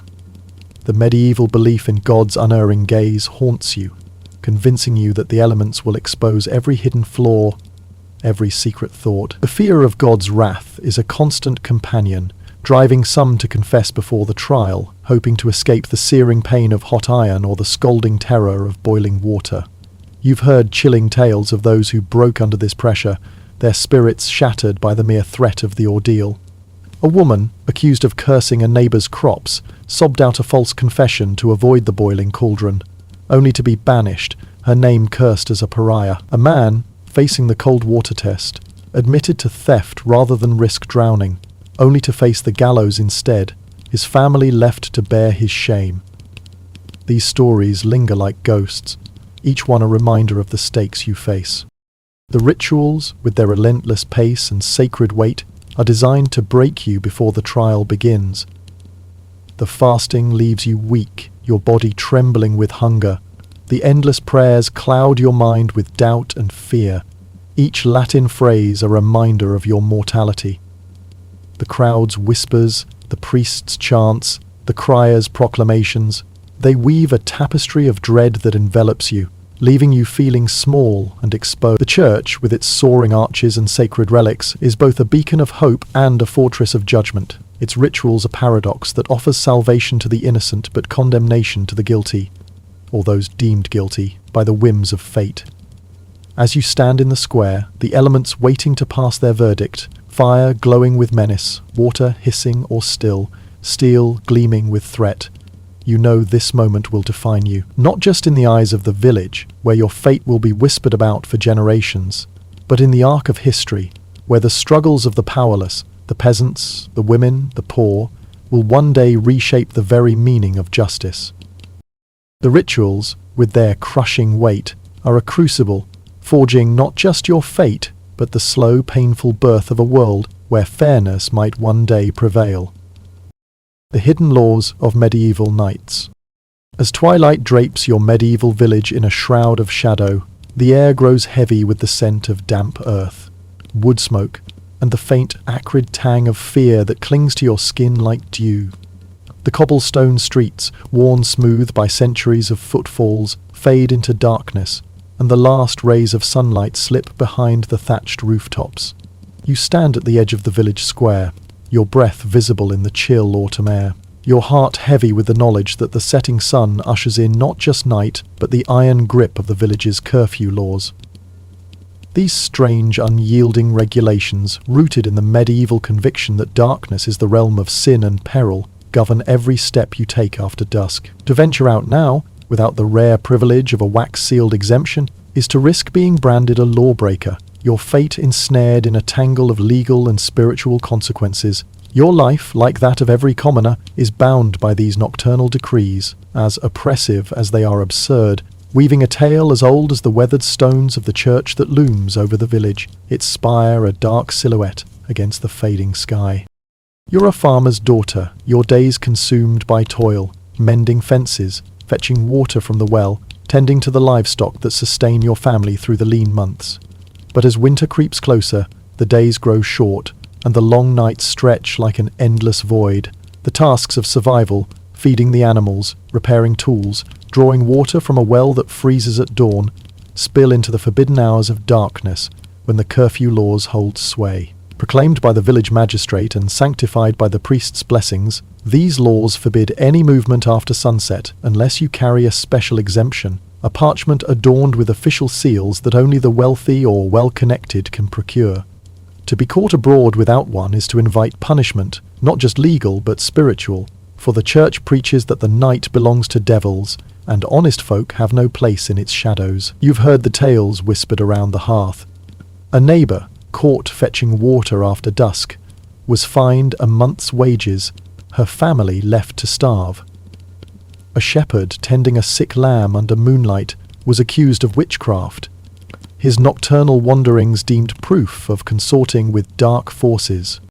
These stories, as dry and dusty as the chronicles in the monastery's library, cling to you as you glance at the darkening sky, knowing that tonight necessity forces you to defy the law. Your family's cow, Bess, is ailing, her milk dwindling to a trickle, and without her, your household faces ruin when spring arrives. The village healer, old Marjorie, lives a mile beyond the village walls, her hut tucked in a copse of ancient oaks. Her herbs and poultices are Bess's only hope, but to reach her, you must cross the forbidden boundary of dusk. You wrap a woolen shawl around your shoulders, its coarse fibres a small comfort against the cold, and slip out of your cottage, your heart pounding like a drum. The village is eerily silent, save for the distant bark of a dog and the creak of shutters closing against the night. Each step on the gravel path feels like a transgression, the crunch beneath your feet a betrayal that could summon the night watch. The church bells, which tolled at sunset to mark the curfew's start, echo in your mind, their sombre peals a reminder of the divine scrutiny that awaits those who break the law. You clutch the shawl tighter, your breath shallow, and move swiftly through the shadowed lanes, avoiding the pools of light cast by flickering lanterns hung outside wealthier homes. The journey to Marjorie's hut is fraught with peril.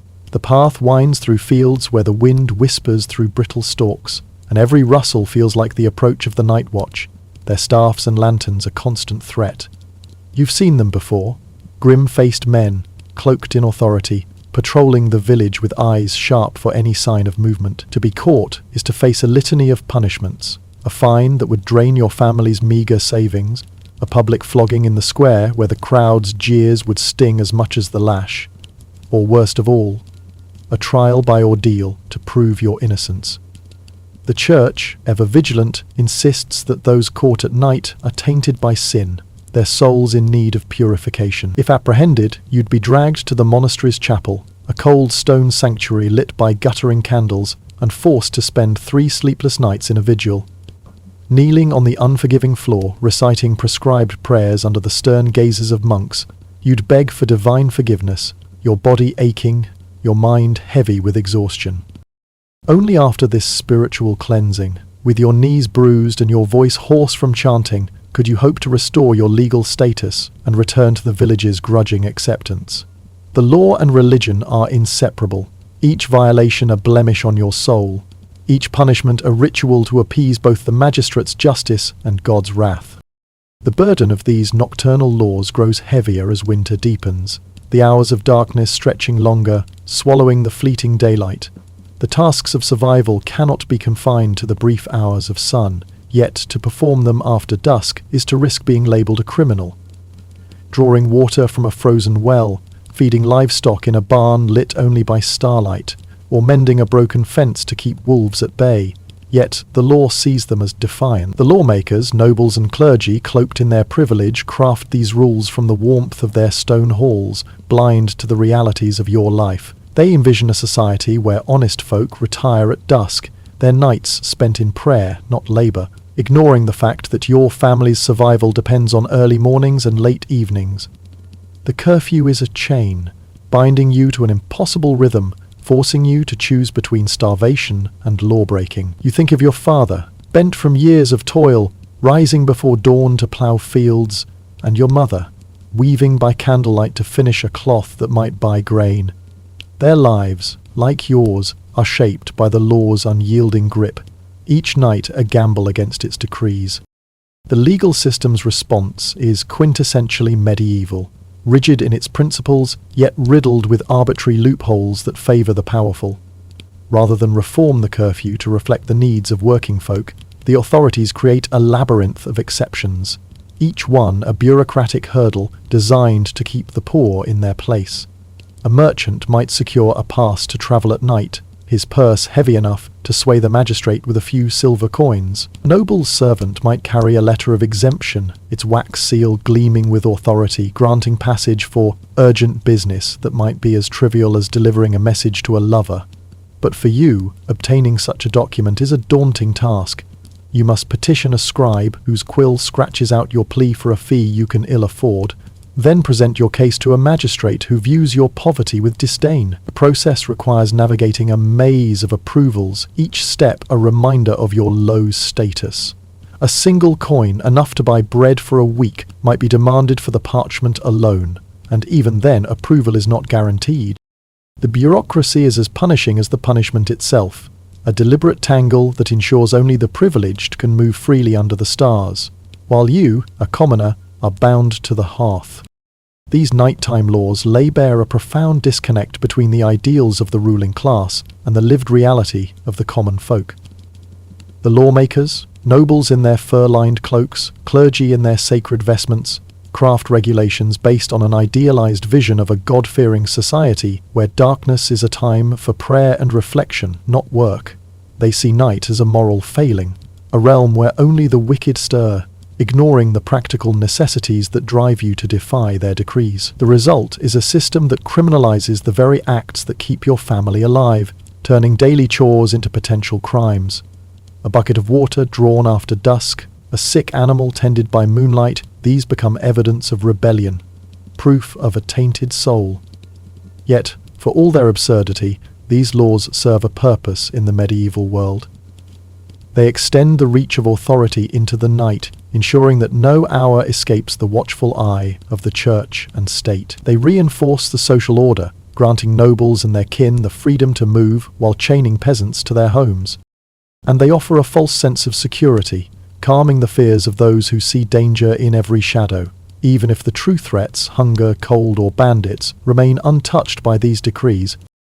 As twilight cloaks your medieval village in a veil of darkness, the air grows thick with the scent of damp earth, wood smoke, and the faint, acrid tang of fear that clings to your skin like frost. The cobblestone streets, worn smooth by centuries of weary footsteps, vanish into shadow, and the last glimmers of sunlight slip behind the thatched rooftops, leaving the world in the grip of night. You stand at the edge of the village square, your breath a fleeting mist in the chill autumn air, your heart heavy with the weight of the curfew laws that govern these forbidden hours. These strange, unyielding decrees, rooted in the medieval conviction that darkness is the domain of sin and danger, dictate every step you take after dusk. To venture out now, without the rare privilege of a wax-sealed exemption, is to risk being branded a lawbreaker, your fate ensnared in a web of legal and spiritual consequences.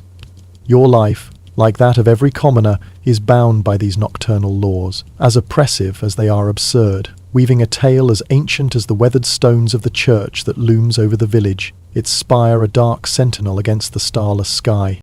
You're a farmer's daughter, your days consumed by the relentless rhythm of toil, mending fences battered by autumn winds, fetching water from a well that freezes at dawn, tending to the livestock that are your family's lifeline through the lean months.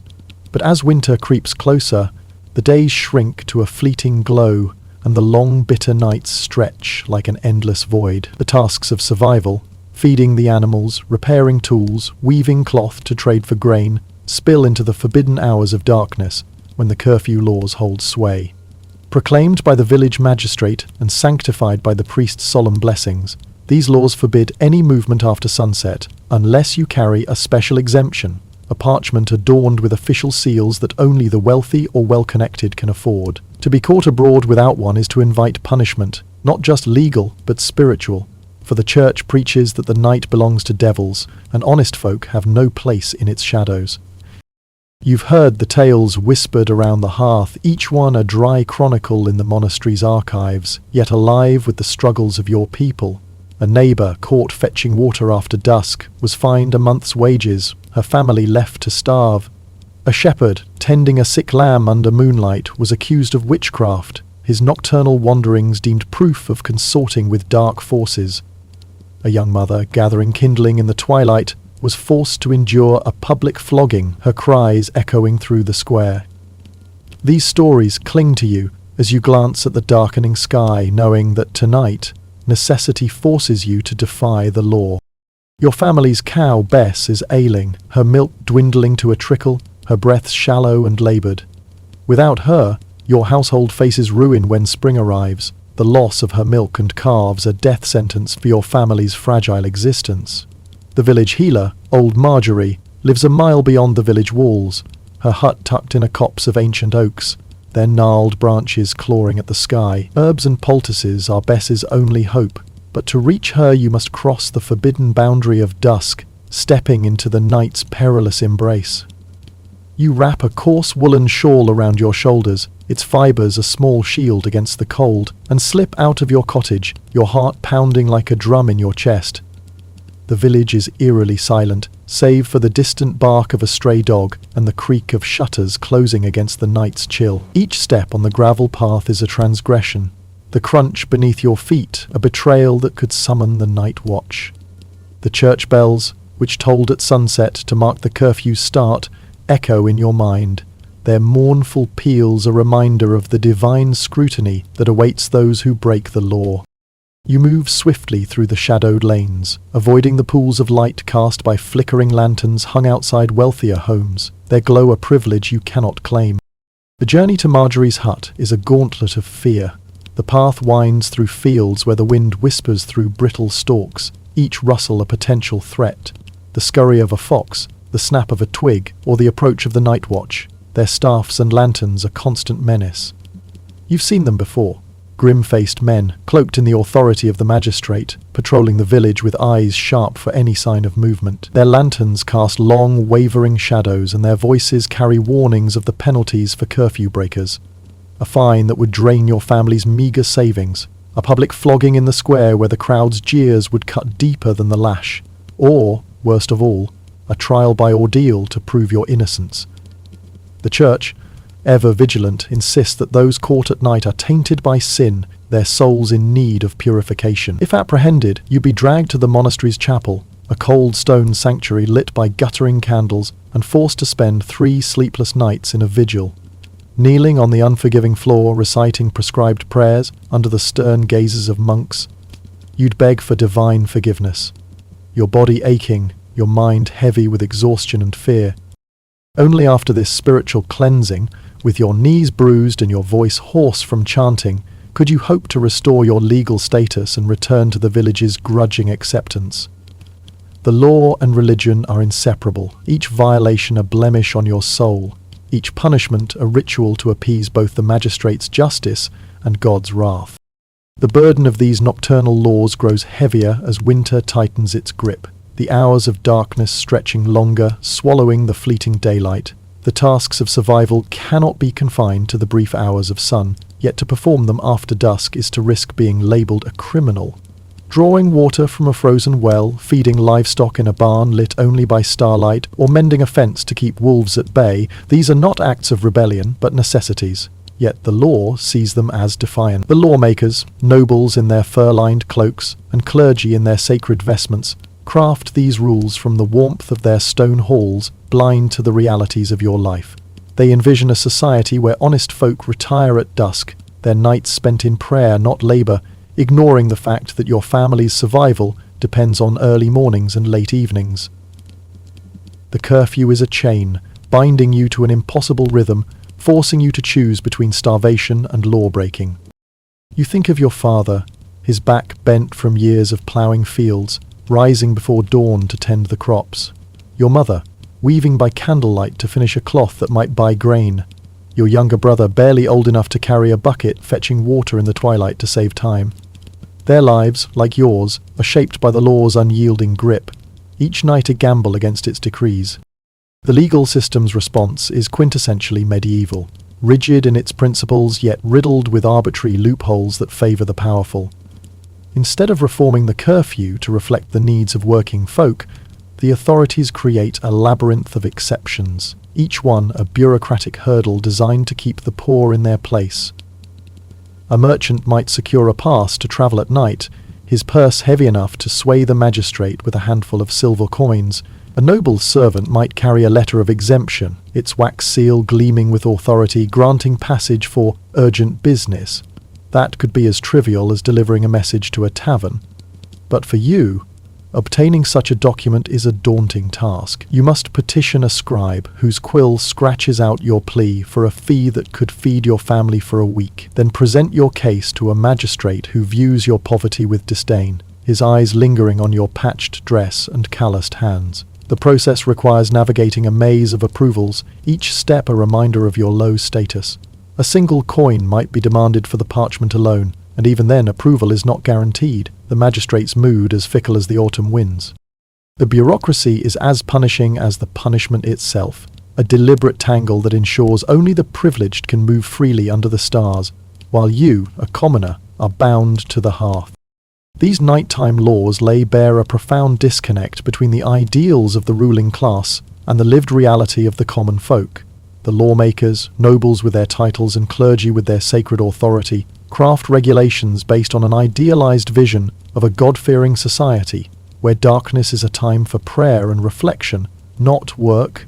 They see night as a moral failing, a realm where only the wicked stir, ignoring the practical necessities that drive you to defy their decrees, drawing water, tending livestock, repairing tools. These become evidence of rebellion, proof of a tainted soul. Yet, for all their absurdity, these laws serve a purpose in the medieval world.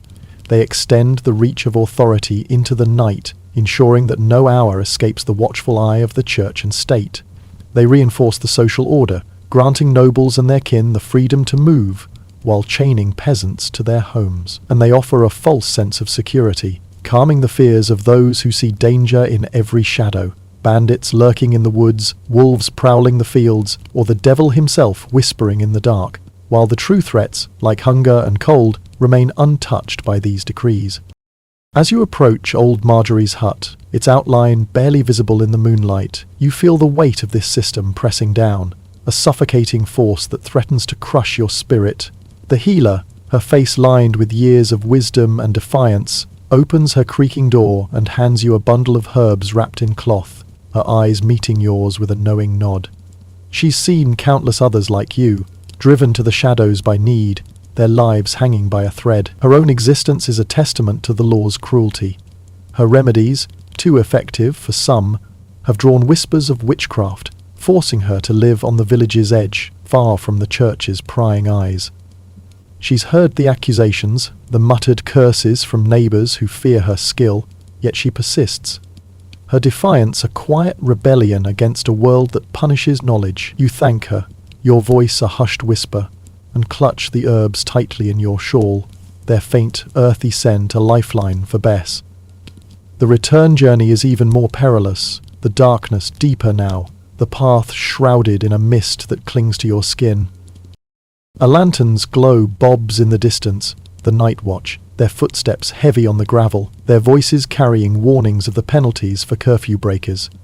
You duck behind a hedgerow, your heart racing, the herbs a precious burden you cannot afford to lose. The watch passes, their lanterns casting long, wavering shadows, and you hold your breath until their footsteps fade into the night. The fear lingers, a cold weight in your chest, a reminder that every step in the dark is a defiance of the law, each moment a gamble with your freedom. You reach your cottage undetected, the herbs tucked safely inside, and bar the door with trembling hands, the wooden bolt sliding into place with a reassuring thud. As you kneel by Bess in the dim glow of the hearth, mixing the herbs into a poultice, the fire's warmth pushes back the cold, and you feel a quiet triumph. You've defied the law, not out of rebellion but necessity, your survival a small act of resistance against a system that seeks to control even the hours of darkness. Bess stirs, her breathing steadier as you apply the poultice, and you whisper a prayer, not the church's prescribed chants, but a quiet plea from your heart, born of hope and desperation. You think of the stories passed down by your elders, tales as dry as the parchment in the monastery's archives, yet alive with the struggles of your people. The weaver, flogged for mending a loom by candlelight, whose scars became a badge of endurance, his hands still threading the needle despite the pain. The baker, who faced the ordeal of cold water for kneading dough after dusk, his body sinking to prove his innocence, yet who lived to bake again, his bread sustaining the village. The widow, accused of witchcraft for gathering herbs at night, who fled to the forest rather than face the pyre, her name whispered as a legend among the outcasts. These chronicles, though monotonous to the monks who record them, are the heartbeat of your village, each one a testament to the resilience of those who toil under the law's shadow. As you settle by the hearth, the fire's glow casting flickering patterns on the walls, you reflect on how these ancient laws echo through time, their roots deep in the medieval fear of darkness. The belief that night is inherently corrupt, that honest folk have no place in its embrace, lingers in the modern world, softened but not erased, in curfews and restrictions that still govern movement. Yet you also see the victories won over centuries, the streetlights that guide your descendants' paths, their beams a defiance of the shadows, the laws that protect their right to walk freely, unburdened by the need for wax-sealed parchments, the absence of rituals demanding spiritual cleansing for mundane acts like fetching water or tending livestock. Your journey to Marjorie's hut, a fleeting moment in the village's history, is a thread in a larger tapestry, one of struggle, endurance, and the slow, painful march toward a world where the law serves not just the powerful, but the common folk who labor under the stars. Your defiance, born of necessity, is a quiet spark in the darkness, a flicker of hope that lights the way for those who will come after. You imagine your descendants, centuries hence, walking freely under the night sky, their paths unhindered by the fear of watchmen or the weight of divine judgment. They'll tell stories of their own, perhaps of you, a farmer's daughter who braved the night to save her family, her small act of courage a ripple in the river of history. The medieval night, with its tyranny of curfews and religious tests, feels distant to them, yet its lessons endure, etched into the laws that now protect rather than punish. As you bank the fire and prepare for sleep, the cottage quiet save for Beth's steady breaths, you find rest in the soft embrace of evening. Your heart, though weary, carries a spark of defiance, a testament to the unbreakable spirit of those who navigate the shadows, their lives a quiet rebellion against a world that seeks to bind them. In this moment, you are not just a farmer's daughter, but a keeper of that spark, a guardian of the resilience that will one day reshape the meaning of justice, lighting a path toward a world where the night belongs to all.